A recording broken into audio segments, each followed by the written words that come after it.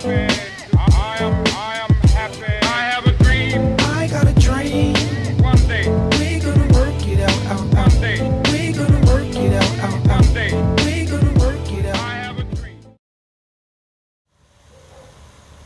How did I feel and what did I think when Dr. King was assassinated? It was disbelief and shock and sad. And I thought at the moment, what a great loss that we had. And I felt horrible that someone would do such a thing. Dr. Martin Luther King, the apostle of nonviolence in the civil rights movement, has been shot to death in Memphis, Tennessee.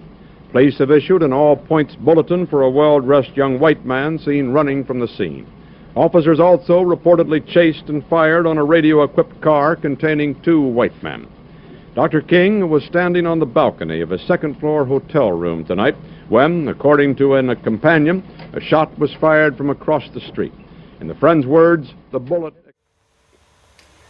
I think that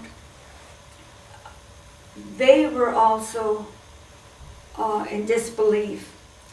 In spite of, there was a lot of coverage of the civil rights movement that Martin Luther King, he was the leader.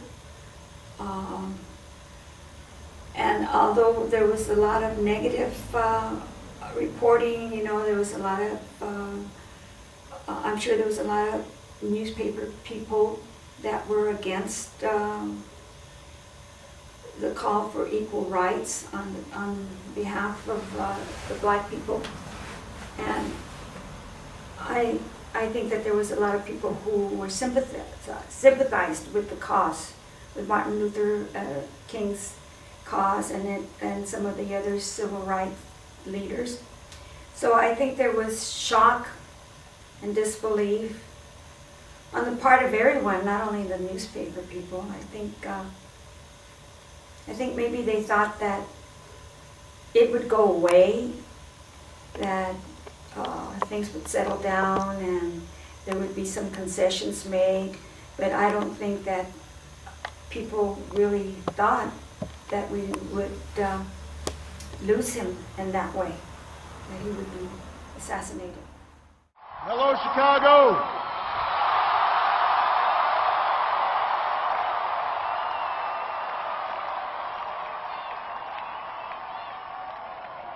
If there is anyone out there who still doubts that America is a place where all things are possible, who still wonders if the dream of our founders is alive in our time, who still questions the power of our democracy, tonight is your answer.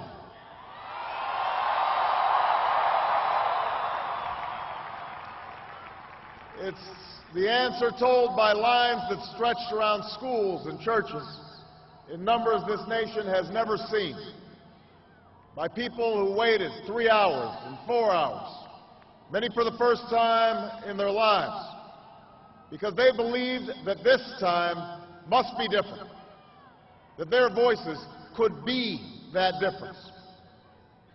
It's the answer spoken by young and old, rich and poor, Democrat and Republican, black, white, Hispanic, Asian, Native American, gay, straight, disabled and not disabled, Americans who sent a message to the world that we have never been just a collection of individuals or a collection of red states and blue states. We are and always will be the United States of America. What are my thoughts about President Obama? Well, my immediate thought is that we've come a long way from the civil rights movement, where many of us can put our bigotry aside and look at the man and say, like echoing the words of Martin Luther King, that a man should not be judged by the color of his skin, but his worth. And I think that finally the country had arrived to that point where we didn't judge people by the color of their skin, but by their worth. That's what my thoughts were. Dream.